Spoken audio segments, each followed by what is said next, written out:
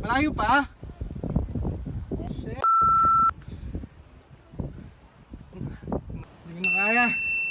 May isa pa Meron sa pa? taas. Meron pa sir dun sa taas. Shit. Oh shit. Ito na yung lighthouse. Ayoko na. Hindi na kaya.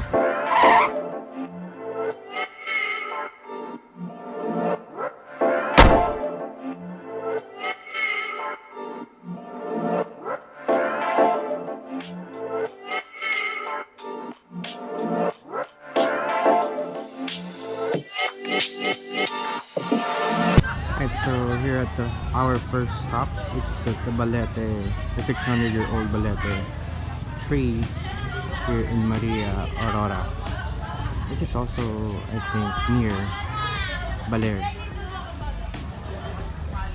Wow, beautiful. The leaves are falling out.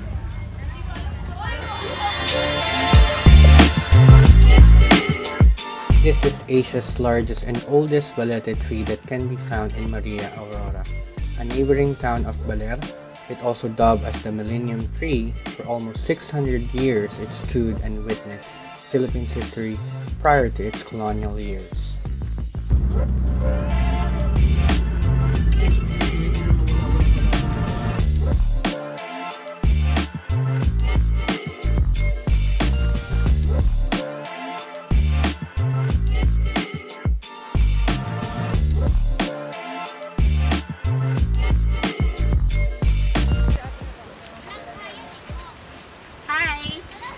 Nasaan ba tayo? Ano pang falls ko?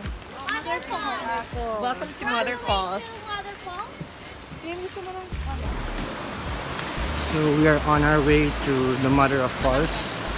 This is our second stop for our Baler tour. So we went to Balete, the oldest balete tree here in the Philippines, 600-year-old tree. And then we went for breakfast, and now we're going to the Mother Falls. So it's a 45-minute hike, and that's it. What?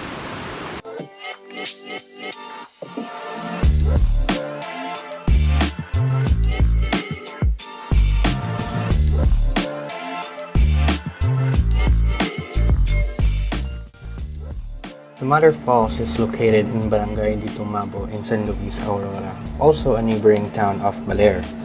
This isn't a walk in the park though. You need to trek for at least an hour to see the majestic falls.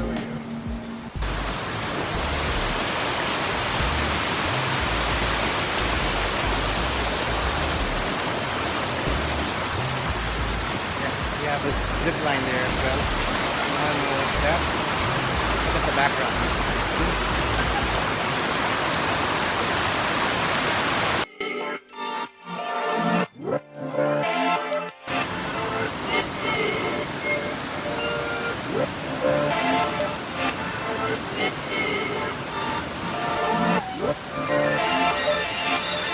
Kapit lang ngayon.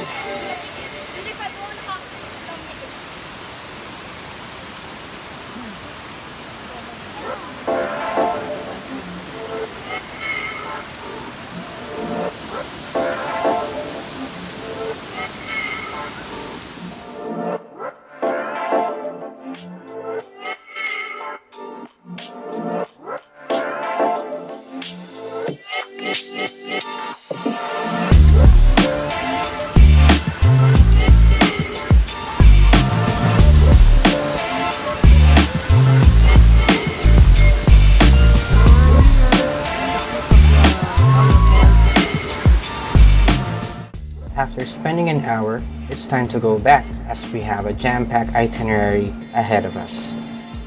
As we walk back, food and merienda can be found near the jump-off point. The prices are very reasonable, and don't forget to partner with a refreshing soda to boost your energy and be ready for the next stop.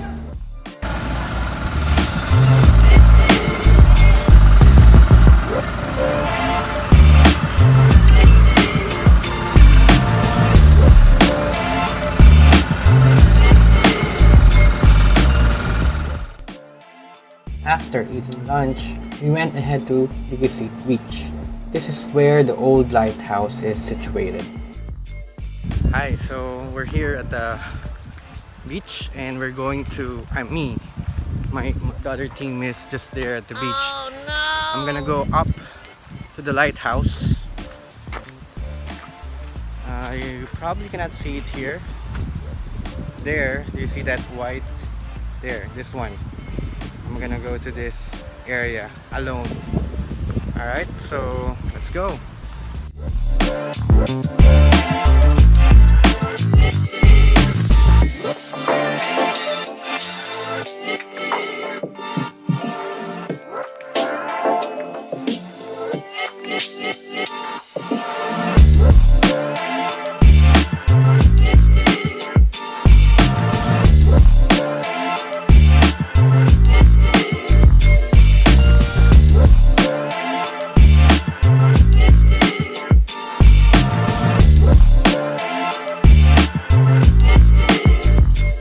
Look at this view. I'm on top of the hill, and that is the White House. Hindi ko ata kaya. Nakakalula. Mataas pa ba? Malayo pa? Wala. Wala. Mataas pa! Hello! Hindi ko na kaya. May isa pa Meron sa pa? taas. Meron pa sir dun sa taas. Patry nga. May kapitan din ba doon? Kapitan lang. Shit. Napay lang palapag pa ba to? Na maliliit na space. Wow!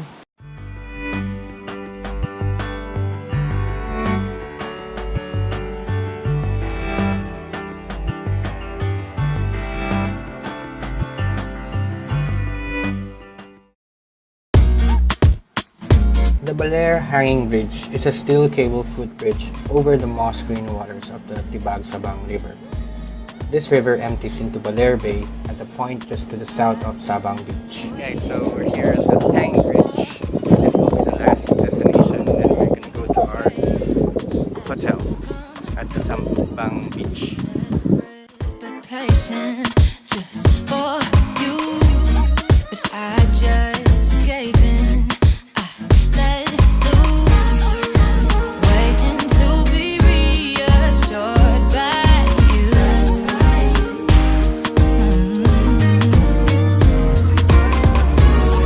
When you got your excuses to pursue.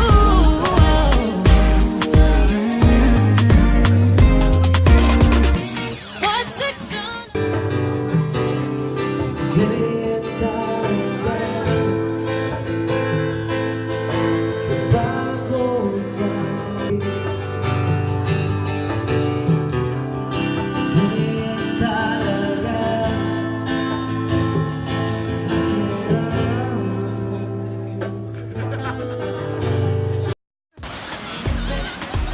It's day 2. This may be the most thrilling moment for me aside from riding a roller coaster. It's time to surf. At first, it was difficult because of the unpredictable waves. But for an hour, I am proud to say that I made it to the shore without dropping 2 times. That's twice, guys. Before heading home, we dropped by at the Museo de Baler as we weren't able to do that yesterday because there's no electricity. We also went to the souvenir shop to buy pasalubongs.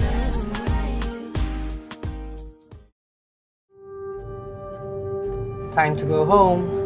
This may be another album that will be added into my memory apart from that of Facebook.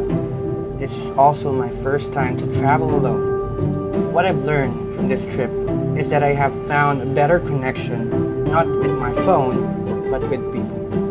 People who can like, comment, and share about my thoughts about the world with emotion and happiness that can only be seen in the eyes, face to face, and each other's smile.